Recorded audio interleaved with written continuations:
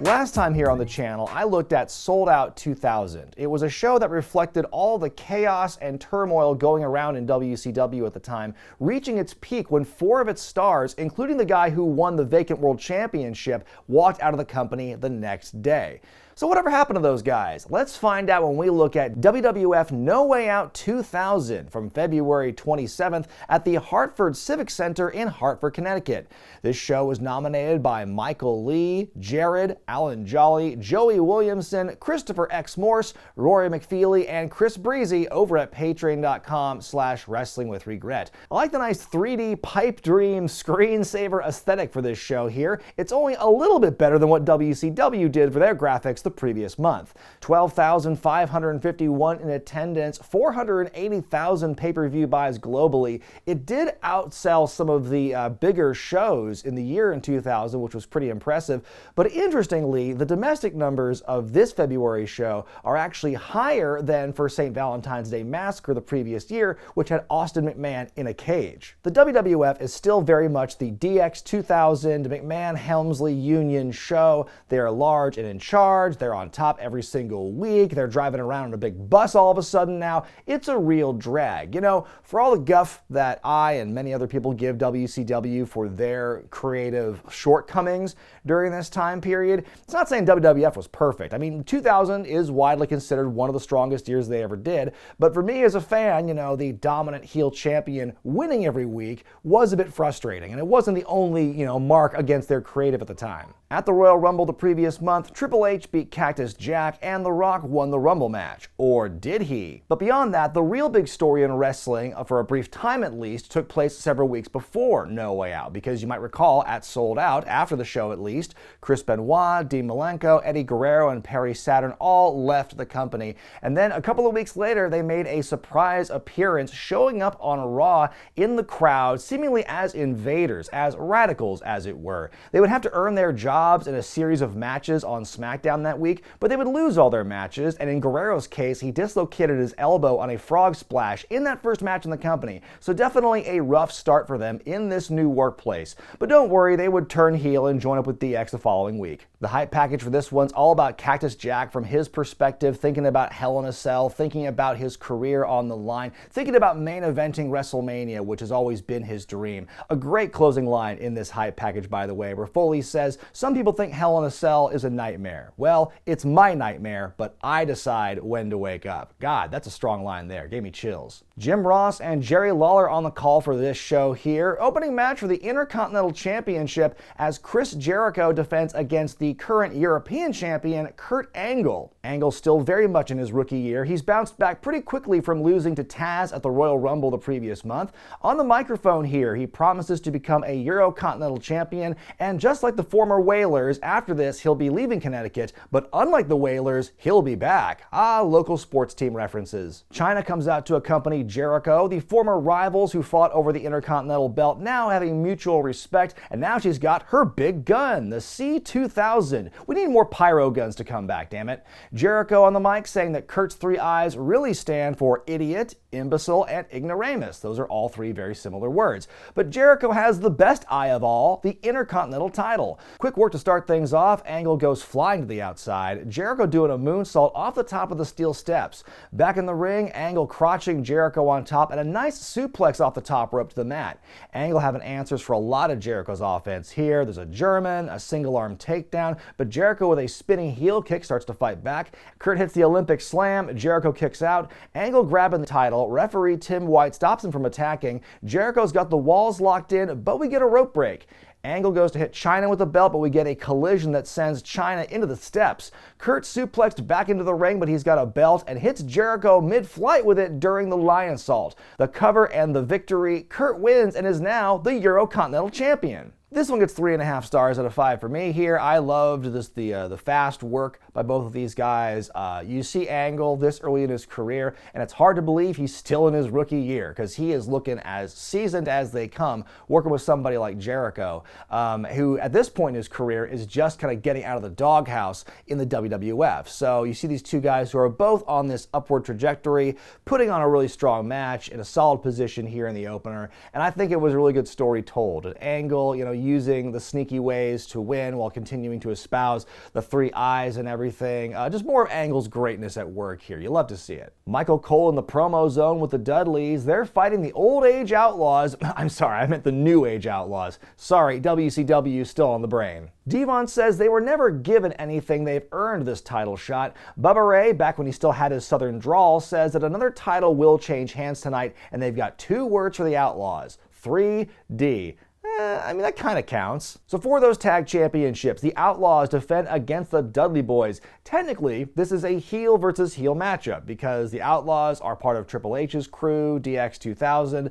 When they're in a group together with the rest of them, they are definitely heels. But at this point, the New Age Outlaws are still doing their opening shtick where Road Dogg says his things and Billy Gunn goes, "If you're not down with that, we got 2 words for you." They're doing the whole sing-along thing. The fans love it, and so it's hard to boo them. So I guess technically speaking, they are faces in this heel versus heel matchup. Also worth pointing out, on the go-home SmackDown, Billy hits this super famouser on Bubba through a table, but Billy jumps so high and comes down hard, he ends up tearing his rotator cuff on the move. So guess how this match is going to end. The Dudleys working over Road Dogg early on. Devon baits Billy out of the corner with a crotch chop.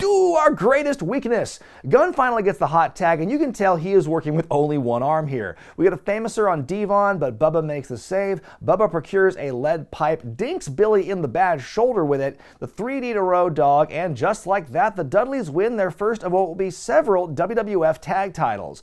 Billy and Rhodey now arguing over the finish, as if Gunn didn't just get laid out with a big old pipe. I give it 1.5 stars out of 5. This is a pretty short and sweet matchup here. Road Dogg is normally the one who takes all the heat, but I mean, he really had to work overtime here because Billy really couldn't do much. I think it is a testament to Billy for having been able to work through that injury just for the extent that he did in this matchup, because he was still moving around and things, but by the end of the match you can tell, yeah, he's in no shape to compete anymore beyond this. So it makes the Dudleys look really strong, just kind of just defeating the Outlaws so soundly the way they did here, and again, putting over more of how bad and how much of heels they are, setting up for that, triangle table match at WrestleMania. And later that week, Billy will get kicked out of DX for him having lost the tag titles. This is a way to write him off so he could rehab from injury and come back as the one Billy Gunn. Kurt Angle is still celebrating his win, now in the concourse area with some fans, and then we go to a grudge match here as Sexual Chocolate Mark Henry takes on Viscera. Like I said, 2000 is considered one of the greatest runs, creative-wise, in WWF history, but is it though? Because you have this storyline still pretty prominently featured in it. I'm not saying that Triple H on top during this time, or the Mark Henry Mae Young storyline, for instance, didn't have moments of brilliance, because there are some funny bits, I think, in this storyline. But overall, as a fan watching this, I didn't want to watch this. So a few weeks ago, Mark Henry and Mae Young announced to everyone that they were expecting, and then you've got these vignettes where Mark and Mae are having this dinner date, and Mark's giving her all these motherly gifts and whatnot. But every single week, Mae Young is taking huge bump after huge bump. Watching back, it kind of reminded me of that early joke with South Park, where it's every episode, Kenny dies, but does he really? Because he comes back the next week and nothing ever is really talked about. That's kind of how I felt watching this and seeing Mae Young just get completely mollywomped every week. Oh my God, she's with a child, and then she's fine the next week. What are we complaining about? But of all the people who beat Mae Young up over the last couple of weeks, Big Vis was the one who really crossed the line, squashing her with a splash in the ring. As the match begins, JR saying, "Don't break out the star ratings for this one, folks." On the outside, Viscera throwing Mark into the steel steps, sets one piece up against the ring, throws Henry into it again. What a tumble! There's a boring chant from the crowd, but hey, did you not see the cool bump Henry just took on the outside? Vis picks the big man up, hits a Samoan drop.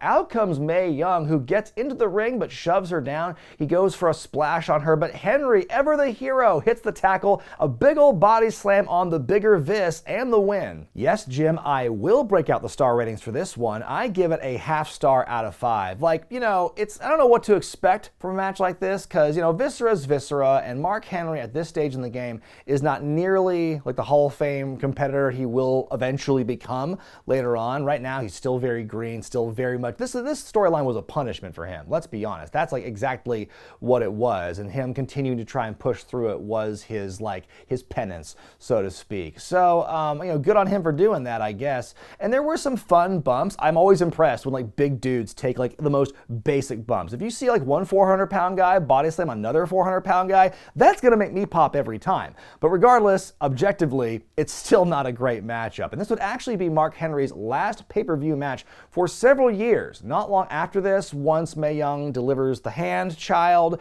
Henry will be written off and sent down to OVW for a lot of seasoning before he eventually comes back. Lillian Garcia backstage interviewing Y2J. She asks if there's any friction with he and China after the finish of that matchup.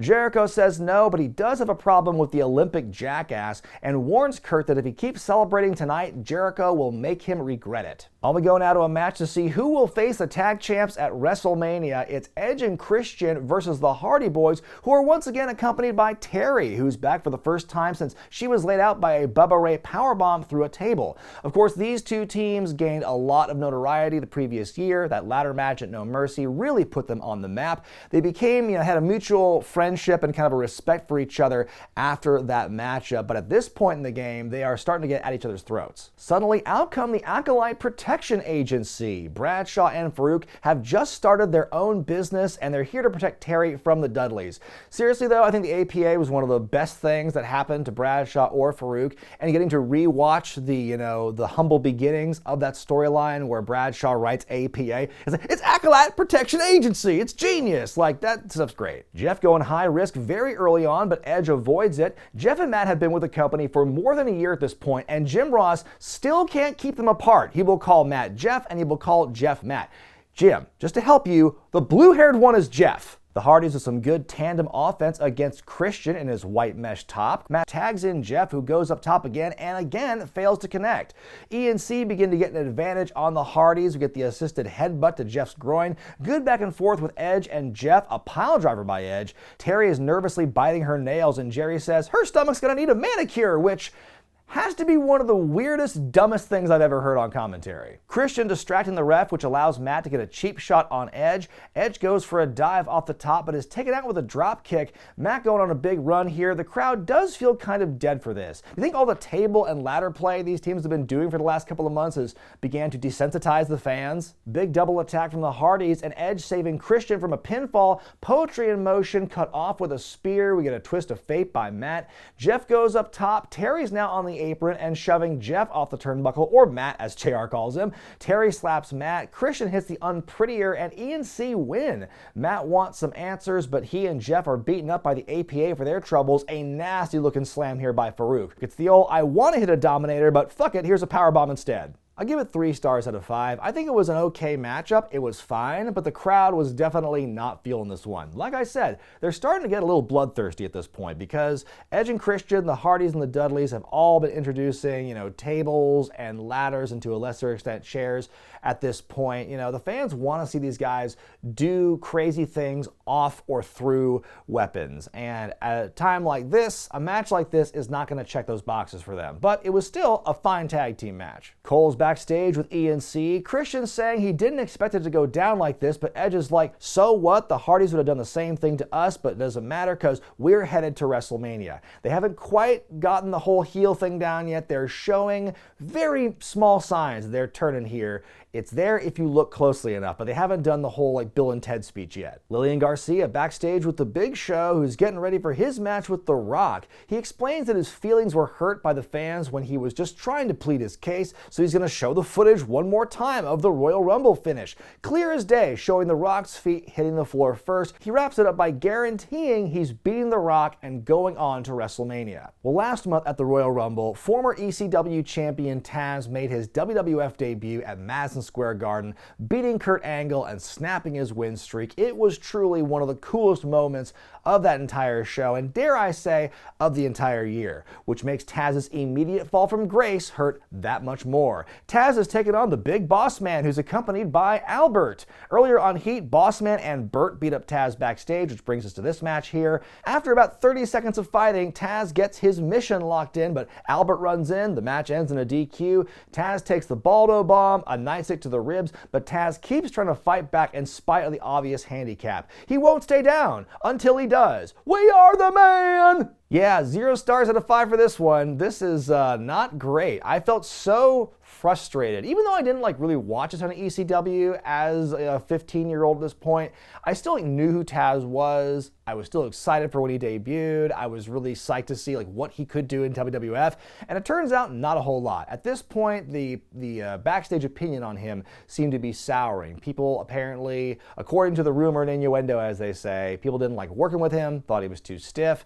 McMahon didn't like all his suplexes, so they really downgraded him significantly. From that first moment with Kurt, they immediately invalidate the win by saying, oh, the Tazz mission's actually illegal depending on the plot. It will help him win if we say it does, but to protect Kurt Angle's streak, it will be illegal in this instance. And so that really cut his legs out from under him right away. And then you have the first program you really have after this is a match or a fight with the Boss Man and Prince Albert, who are not setting the world on fire, and they're definitely lower level heels. If you're playing No Mercy, you got to hit the R button a ton of times on character select just to pull those guys up. So that tells you where Tazz is now in the hierarchy. Kurt Angle's now in the crowd, continuing to celebrate, now with a megaphone. Up next, a no-holds-barred match as Kane takes on X-Pac. You might recall back in my Armageddon 1999 review when I explained X-Pac turning on Kane, his former best friend and tag team partner, and Kane did win that matchup at Armageddon, but the storyline was far from over. Between Armageddon and here, X-Pac beat Kane in a match where he got to have Tori, Kane's girlfriend, with him during the Christmas holiday, and then afterward, Tori ends up turning on Kane as well and giving X-Pac the old smooch right in front of Kane's face.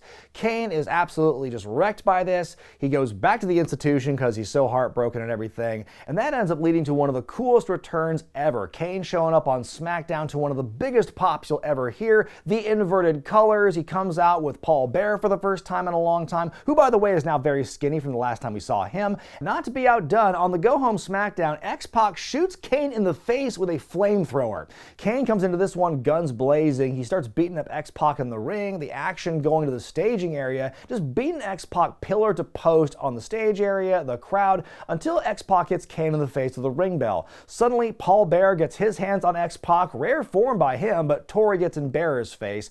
X-Pac with some kicks, working over the knee. Who on this show has bled so far? Where did this come from? Kane's fighting back. We get a low blow and an X-Factor by X-Pac. Even it's Paul Bearer off the apron for good measure. Kane's back up, hits that flying clothesline. Tori is now on the ropes, and Jim Ross is just yelling, "Tombstone Tori! Do it, Kane!" He chokeslams X-Pac instead. Tori interferes again. She's on Kane's back, but Kane counters into the tombstone, and the crowd loves it. Kane picking up the steel steps, but X-Pac drop kicks it into his face and lays on top of them to keep Kane's shoulders down for the cover and the surprise win. I give it 2.5 stars out of 5. I like the story in this one. X-Pac fighting tooth and nail to stay alive in this thing, utilizing every dirty tactic in the book just to try and stay upright and have a chance against Kane in this one. And this one, it's another one of those kind of heartbreaker ones where you win some, you lose some. Kane does get a measure of revenge against Tori. Ultimately, X-Pac wins the day. That's kind of just the whole story of this feud for the remainder of it. It does go on an obscenely long time, and this is the storyline. This is the feud, which I think gave us the birth of what we know now as X-Pac Heat. I think that this one was kind of frustrating to watch, and it just keeps going for such a long time after this. But this was kind of like the peak. This was the least worst time, I think, in the storyline. Cole is in the promo zone with the Radicalz. He asks if they're nervous making their WWF pay-per-view debuts, but Malenko, Benoit, and Saturn say there are no nerves here. Cole asking Eddie Guerrero if he'll be there to offer some moral support, and Eddie's like, yeah, sure. Six-man tag up next as Too Cool and Rikishi take on Chris Benoit, Dean Malenko, and Perry Saturn of the Radicalz. Eddie has already produced another lead pipe before the match begins, but Rikishi puts the stop to that, hits Eddie in the bad elbow with it. Eddie scampers off, and the match is now officially underway. Grandmaster hits a second rope dropkick to Perry Saturn. Scotty 2 Hotty moonwalks past Benoit to tag in the big man, who immediately gives Benoit a stink face. Welcome to the company. Saturn working over Rikishi's injured leg. Scotty and Saturn in now. Scotty's about to do the worm, but Dino puts the brakes on that right quick. At one point in the match, we get a big ice cream man chant for, I can only assume, the ice cream vendor in the crowd. Benoit and Scotty's heads collide, leads to a double down. Rikishi gets the hot tag and is all over the Radicalz. Rikishi driver to Saturn. Scotty hits him with the worm. Who is the legal man in all this? Malenko chop blocks Rikishi a couple times. Grandmaster goes up top to hit the hip-hop drop on Saturn, but Benoit with a diving headbutt while the referee's back is turned. Down to Malenko and Rikishi in the ring. Everyone else is knocked out. Malenko can't pull the dead weight of Big Quiche. Somehow this match is still going. Rikishi driver to Dean, goes for the bonsai drop, hits it and wins, and the good guys dance. I think like Saturn and especially Grandmaster Seck were actually some of my standouts in this one. Scotty 2 Hotty did a great job as well. But I think, yeah, it did go a little longer than I thought it would. There were a couple of distinct points where it felt like, oh, this is clearly the end of the match. Oh no, we're going to keep going, and there's just more to it. And that kind of like drug on a little bit there. This was definitely the probationary period for the Radicalz. Like, it's that mentality they had where we're going to make you eat shit, we're going to give you all these losses and to see how you take it because we think you're prima donnas, you know, whether it was, you know, the Dudleys or Public Enemy in ECW or the Radicalz or like most of the people they picked up in the Invasion storyline. Like, there's all this like issue where we're going to kill all your momentum, we're going to kill all your hype, we're going to make you lose a whole bunch, and then we're going to slowly rebuild you up, maybe. Elsewhere, Angle is still celebrating. Is Jericho ever going to jump him? In our semi-main event, The Rock takes on The Big Show. The winner gets the title shot at WrestleMania. Back at the Royal Rumble match, The Rock officially won, even though Show actually technically won because The Rock's feet hit first. The Big Show had to endure several weeks of finding evidence and like sources to help corroborate his story, and ultimately Show finds this hard, clear evidence showing that yes, The Rock's feet did hit the floor first, and by virtue of that, The Big Show should be the winner of the Royal Rumble. But everyone's like, nah, we don't care. The Rock's our guy. It's like, The Big Show is totally justified in this. He's make a clear case. I should be the winner. I don't know why y'all are booing me, because I'm right. You know? It's like that episode of The Simpsons where like the real Seymour Skinner shows up, and then at the end everyone's like, nah, we like the other fake Skinner better. Get out of here, you. And that's kind of how it feels like with The Big Show here. The Rock is trying early and often to do some takedowns, but The Big Show is just too strong. His health meter is just way too full at the moment. Rock throwing Show into the steel steps. There's lots of fighting on the outside. That's a big story of this matchup here. Show dropping Rocky into the barricade. Back in the ring, a big old power slam. Back to the outside. The Rock is whipped into a ring post. Rock keeps fighting back. Finally hits that Russian leg sweep he's been fighting for so long. Show's getting frustrated. He brings a chair into the ring. The Rock avoids the dink, but Earl Hebner does not avoid getting laid out. Show hits the choke slam. There's no referee, but in comes Tim White, but Hebner pulls him out, and they're arguing for some reason. In comes Shane McMahon to a huge pop. He's back for the first time since December when he was thrown off the SmackDown stage by Triple H.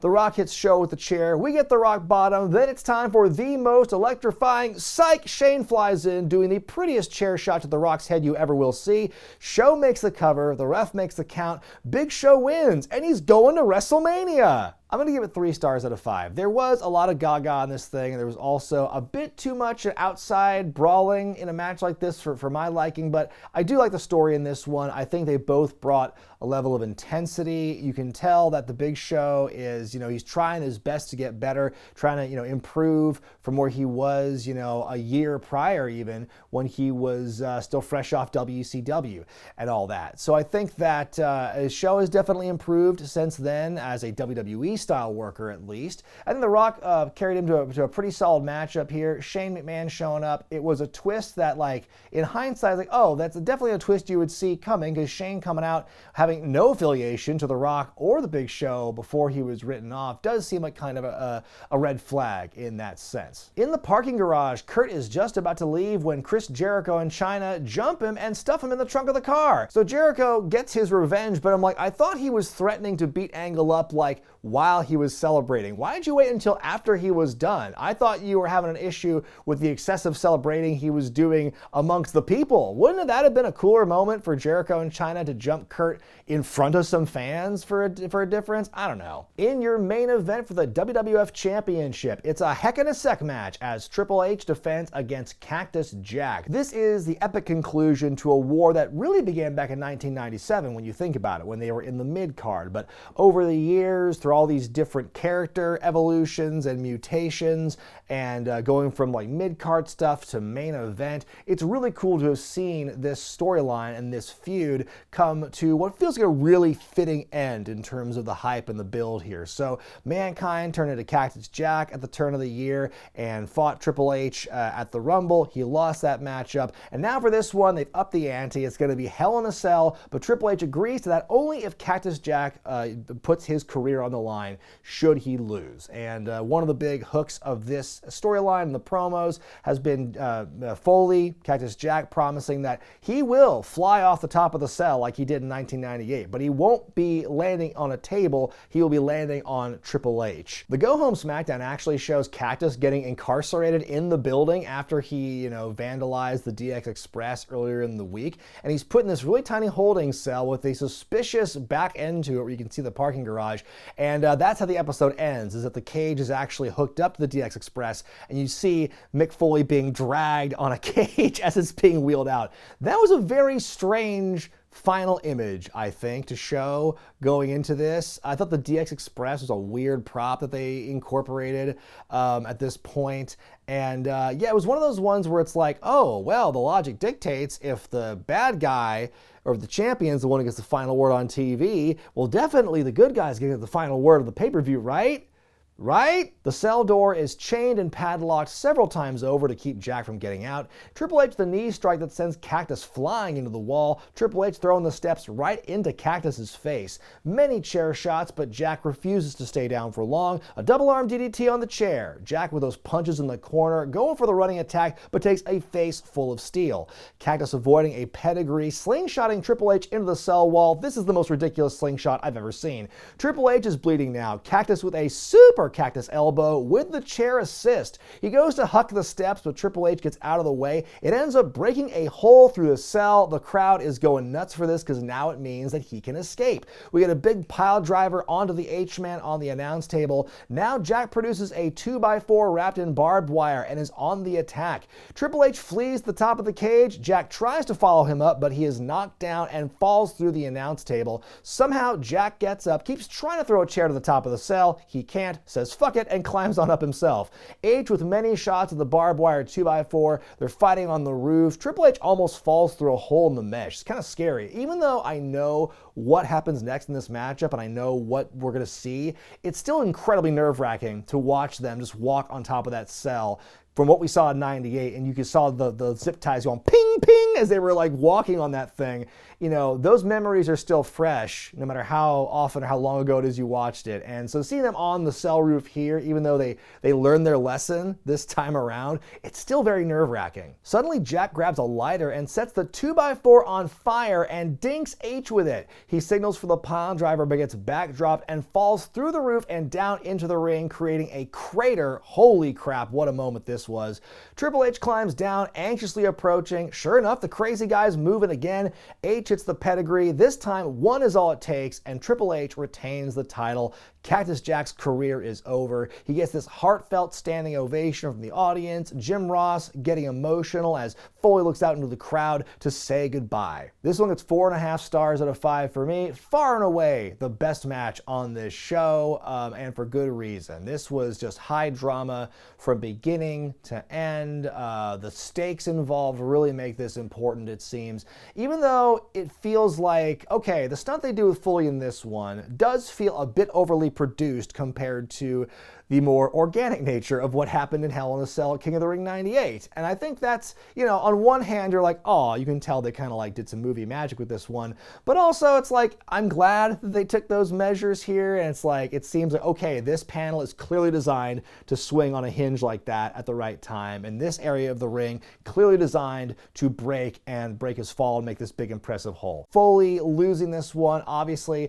a big gut punch moment. That of course means that the main event for WrestleMania 2000, as we all know, was the Big Show challenging Triple H in a one-on-one match for the championship. Psych, of course The Rock would join in, as would Mick Foley, who came back from retirement just 4 weeks later to take part. What do stipulations mean anyway? And that was WWF No Way Out 2000, a B grade for a B show. You know, this one was pretty solid for a show that's kind of like in between how big, you know, the Rumble and WrestleMania is. No Way Out did a pretty good job kind of bridging that gap. There was one fantastic match, the main event, pretty much the only one really worth going back to watch out of this whole show, but the other matches you saw, except for maybe like Henry and Viscera and Tazz and Boss Man, everything else I thought was like decent at the worst and just, you know, a pretty good match at best. So I think it kind of rounded it out and balanced pretty well. The finishes of the last two matches for me is like, oh man, this has got to be the Empire Strikes Back, you know, pay-per-view, because then you're going to have all the sad endings here.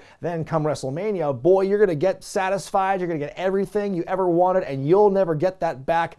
Psych once again, because Triple H would win the main event of that one. But what did you think of No Way Out, folks? Let me know in the comment section below. Be sure to give the video a thumbs up if you like it, subscribe to Wrestling with Regret, hit that bell icon for all the notifications. Now next time here on the Classic Review, we are going back once again to that vaunted time in our lives every year. It's WrestleMania season, so you know I'm going to be covering a couple of classic manias I just haven't gotten to yet. And next time, folks, we are covering WrestleMania 2. It's after the success of their big gamble, WrestleMania 1 at Madison Square Garden. Hey, it was so nice, let's do it thrice. 3 cities, 1 night, it's WrestleMania 2. I'm Brian Zane, and I'll see you next time.